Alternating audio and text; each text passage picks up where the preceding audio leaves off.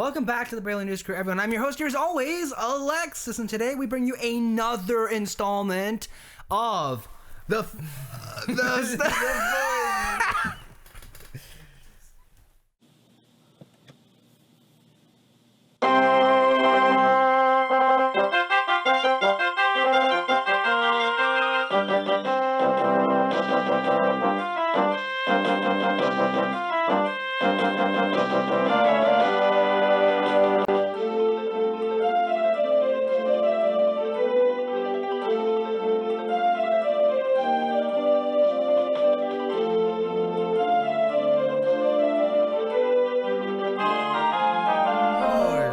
Star Wars Project. Today we are talking about Return of the Jedi, the third film in the classic trilogy and the sixth film overall in the franchise. I'm joined here today by Peter Martinez, our BNC social media correspondent. How are you today? I am doing good.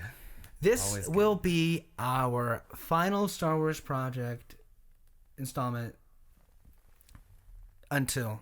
We're not going to cover the Christmas special? We only deal with canon items. We're not going to speak of that ever again. We're just not, okay? It didn't happen. Okay, it didn't happen. It didn't happen. Okay, it didn't happen. Return of the Jedi takes place 1 year after the events of Empire Strikes Back, and it deals with Luke, Han, and everybody Luke and Leia trying to rescue Han, and then going on to take down with what is known as the Death Star 2. A lot of people like to consider Jedi as not that great compared to the first Star Wars and The Empire Strikes Back. But I think it works really well as the bookend to the trilogy that the first three movies were. And I thought it was a really great, really fun movie. And it really took the journey that all these characters went through and it really tied them up very nicely. And I thought it was a really great way to end the Star Wars saga. Well, at that time. A full disclosure that Jedi as a film just doesn't compare to Empire Strikes Back or to Star Wars. Oh, yeah. For several reasons. Like we said, the fact that some not original ideas, the Death Star 2, everybody. People don't like the whole, I think, first act of the movie where it feels like its own little indie thing with Jabba the Hutt and the whole palace thing, which let's get into that right now. What do we feel like? That's a big chunk of the movie. I thought it was a really awesome way to open the movie, and it was like its really cool opener, and it was pretty long for an opener. Yeah, so I'm not sure if you would call it an opener, but better than the pod race. It shows a side that we haven't seen from Star Wars before, which was the seedy underbelly. You get to see Jabba the Hutt. Finally, after they've been teasing him, pre-special editions. Pre-special editions. You don't know what Jabba is. Mm-hmm. And of course, going into this in the theatrical versions, you get to see what Jabba is. Mm-hmm. And when you see him, like, oh my God, this is disgusting. It's really a cool opener to see where these characters are at. Mm-hmm. How much they've progressed from the last in 1 film. year, actually. Yeah.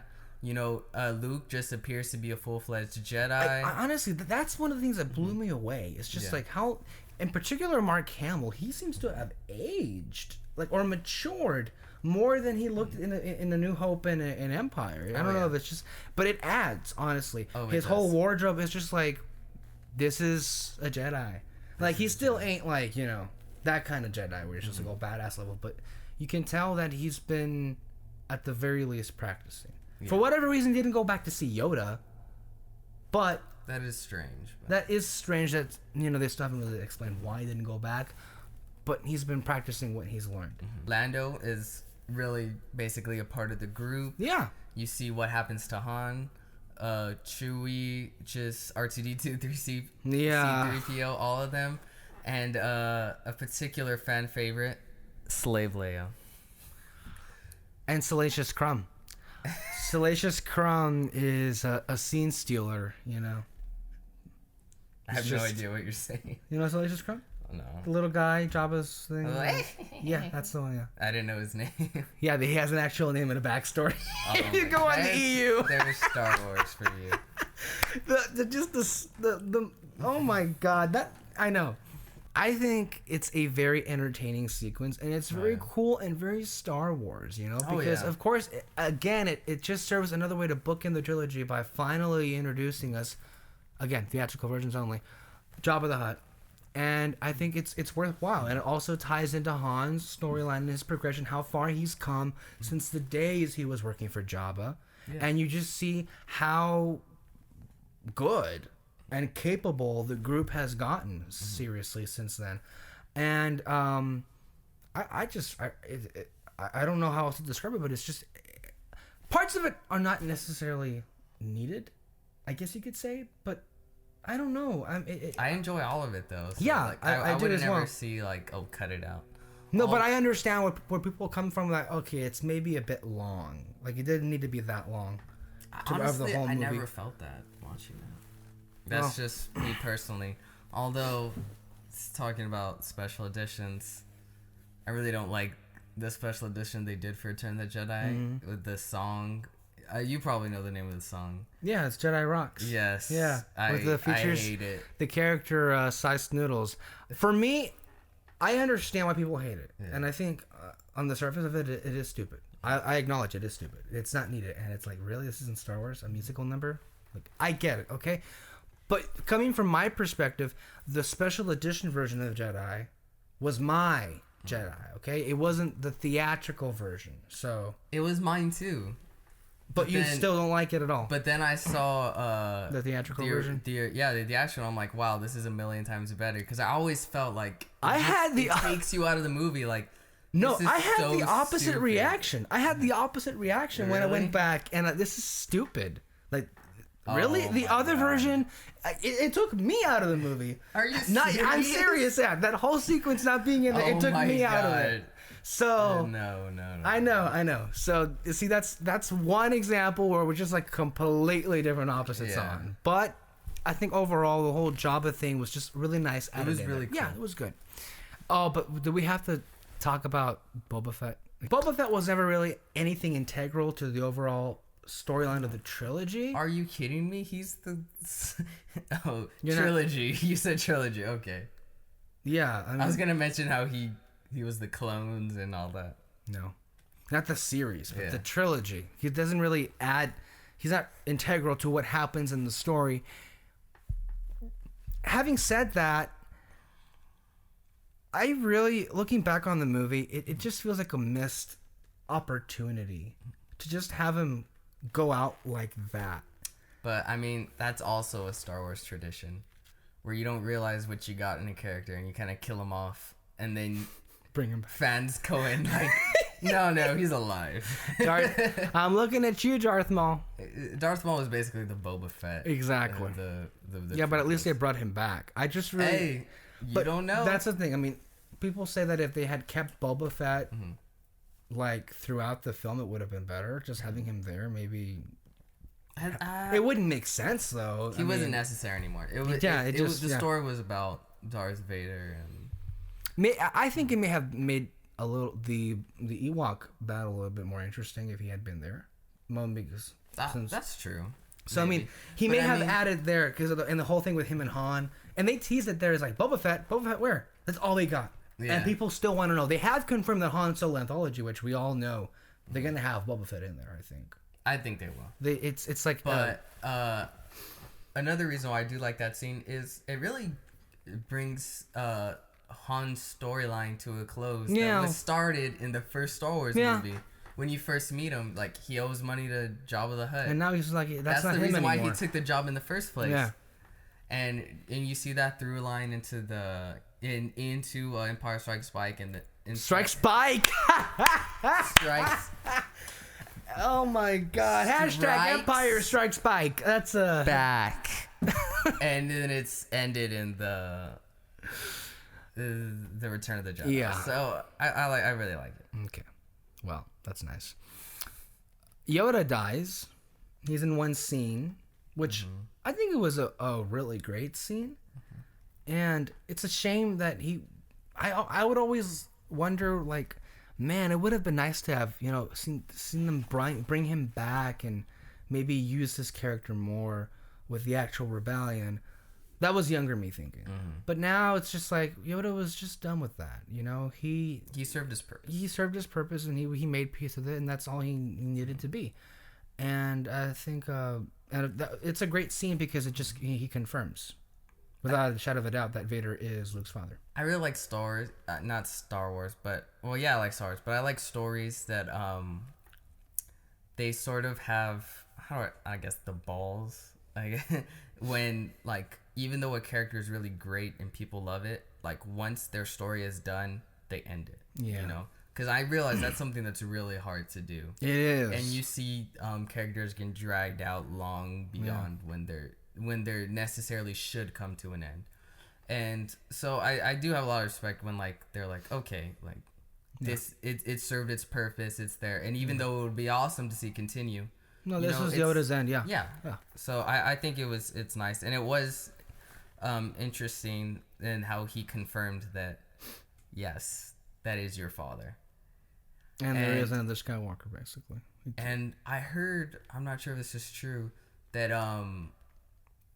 that George Lucas put that scene in there because he had talked to, like, child psychologists, and they told him, like, kids won't fully believe, like, they'll believe, there was a big thing. It wasn't just kids. A lot of people didn't want to believe that's true. Part of the fight. And then going back to The Empire Strikes Back, that's part of why that moment was so iconic, and because people just didn't believe it. They didn't want to believe it. That's how effective it was. That's why, in a sense, this scene was necessary to happen. And just be like, yeah. And basically that whole scene in Dagobah is like telling people, yes, like, it's true. Because not only after that, then he talked to old Ben Kenobi, Obi-Wan Kenobi, and like, yeah, that's true. Yeah. From a certain point of view. From a certain point of view. And Luke's like, what the hell? Screw you, a certain This point is why your order was destroyed, okay? None of this point of view bullshit is not going to exist when I take over. Let's just, like, get that out of the way with, okay? Okay. The Emperor. Not including, of course, Special Edition Empire, but the Emperor was actually introduced. Ian McDiarmid's Emperor, yes. What do you make of him? Oh, I love it. It's just classic, right? It's like every time I put a hood on, yes. It's like, don't you just feel like every time you have a hood on, it's just like, do the voice. Yes, you will find. I forgot the quote. It was like, it's fully operational. Good. It's just a cloak with a hood over, but then you just buy the whole look of him, and you buy him as Vader's master. And from the minute he steps into the movie, oh my God, you're terrified. He, more so than Vader, kind of like is the epitome of evil. Not evil. Just that kind of evil. Just very, like, kind of cheesy, but it really works in a way where, like, there's no gray area. Like, he's gonna kill you and he's gonna laugh while he does it, and just lightning bursts out of his hands, for God's sakes. I mean, who would have figured that? Imagine the audience reaction when that first happened. Oh, shit. It's like, I didn't know they could do that. Which is another reason Star Wars, they really made it up as they went along. Yeah, you can tell. Yeah. He's got powers. He can do lightning. I bet you if they did another movie, you'd find some other powers that they magically had. No, I mean, the dark side can lead to many abilities that some consider to be unnatural. Like lightning out of your hands. And I love how The Last Airbender kind of took that away. But Avatar, The Last Airbender of the series. We should mention here, this also introduces Endor, the Forest Moon of Endor, along with the Ewoks, which have been the circle, or have been the center, or the focus of of a lot of controversy from a lot of fans. I never understood it, really. Why people hated them. The anger. Yeah. I mean, watching it, I remember even as a kid, like, really? These little teddy bears are throwing rocks at stormtroopers. And they're just like, That armor doesn't protect you from anything, does it? But, I mean, Star Wars, the Stormtroopers have always been like, there's always basically been moments like that in Star Wars. Yeah. Like, that's nothing new. I think the reason why it's at that time and why it's just survived into now, really the push. And like I said, I was around for when it came out the first time in theaters. So maybe that's why. Is really the push of the Ewoks. Like, they had their own cartoon series. They had their own movie. Like, they never say Ewoks once in the movie. But you know their name because of all the merchandising push after the movie and during it. That's true. You know, so I think that really left a bad taste in people's mouths. And they're like, oh, these stupid Ewoks, you know? Wouldn't it have been a lot better if they had used Wookiees? It would have been a lot better. And you know, the director Richard Marquand did a good job with it, but I'm kind of sad too when I hear this, because for a moment there, it looked as if Spielberg was going to direct this movie. God. Can you just imagine if we'd gotten that? I mean, I love Return of the Jedi. Yeah. It is a good movie by film standards, but for me, it's a great movie. I love this movie. But I am a huge fan of Spielberg. And in that era, could you have just imagined had he taken on this movie? Like, again, it would have been a Spielberg cliche because, again, a father-son little thing. Yeah. So it would have been in his lane, obviously. But you know how I'm still disappointed about it. Like, I wasn't like super, but I was kind of disappointed when I heard Colin Trevorrow was going to direct the third Star Wars. I thought it was just me. Because I was upset about that, honestly. I really wanted it to be Spielberg. I was holding out hope. I was like, you know, Disney, they're talking to him. They're going to get him to do it. Like, he has to do a Star Wars movie. And I was like, for so far, every director they had, J.J. Abrams, and the director they had for the episode 8, I was like, Ryan Johnson, Ryan Johnson, these are great directors. This would be like so perfect, Spielberg, just to cap it off. Then I was like, I don't understand. The only thing that I understand why they would have Colin Trevorrow do episode 9 would be because of the success of Jurassic World. Yeah. Let's get to what's really important in this movie, and for what I feel is the centerpiece. It's a trap. No, it's not that one. It's a trap. I love that part. I know, everybody loves that. It just makes me laugh now every time I see it. I know, right? It's a trap. It's kind of ruined the movie now. I can't watch it. If he does not say that in the new come on. Movie. You don't actually expect him to. Are you like, oh, never mind. I hope he does, honestly. The centerpiece of this film, and what really for me is the exceptional part of Jedi. The exceptional parts of Jedi for me are arguably one of the best parts of the whole series. The Vader and Luke scenes. Oh, yeah. Because you feel Darth Vader for the first time, even more at the end of Empire, conflicted about what to do. And you just like, he's silent to a lot of the things Luke says. And it's just like the way that Luke turns him. Mm-hmm. And we do have to mention it here, a couple of things. There's several steps to it. At some point, Luke does give in to hate because of what he really hates the Emperor, not really Vader. So he ends up fighting Vader. But that lightsaber duel, amazing. I think it's my favorite lightsaber duel. It's really great. It's just like, I remember that's the first one they added music to it, you know? Oh, really? Yeah, it was the first one they added actual music. But I just remember there's this shot where it's like they're two fighting, it's like a silhouette, and the camera's right here, and it sort of pans as they fight, and the music's playing like, ooh, and it's like, oh, like it was incredible. Yeah, like for me, that's like, that's like the best parts of Star Wars, and right there. You really don't know how it will turn out. It can play out any way. Because I remember I was watching a clip, because I haven't seen the movie in quite a while, but I remember it very well. But I remember I was watching this clip where when Luke goes to turn himself in, and he was talking to I Darth love Vader. That scene. He's like, I know they're still good in you. And then he turns around, and he's holding Luke's lightsaber, and he like turns it on. And for a second, I'm like, oh shit, is he gonna kill him? And I know it happens, but it really makes it look like he's like, I don't give a shit. Like, I'm gonna kill you. Yeah. Like, and for a second you don't know where he's going, but he just kind of even says, Luke like, looks like he kind of looks like, but he's like, I see you constructed a new lightsaber. Like, that's all he kind of says. But just that tension where you don't really know. Oh yeah. They keep saying there's still good in him, but is there really? And that scene, that part where Vader finds out about Leia, and then Luke just kind of like, oh hell no, and then he just kind of like he does that whatever, and then and then he cuts off his arm, and then it's like, and then at that moment, he could have killed him, and that would have sealed his fate. Yeah. But that's why people love Luke, is that it's because the love that he has for his father. No disrespect to your Jedi Council ways of no loving people, but that's why he went back, he restrained himself, and ultimately it's the love that Vader has for his son that allows Vader to redeem himself. And you just feel, really, the story of Star Wars is about the Skywalkers. To an extent, mainly Anakin and Vader, the first 6 films, of course.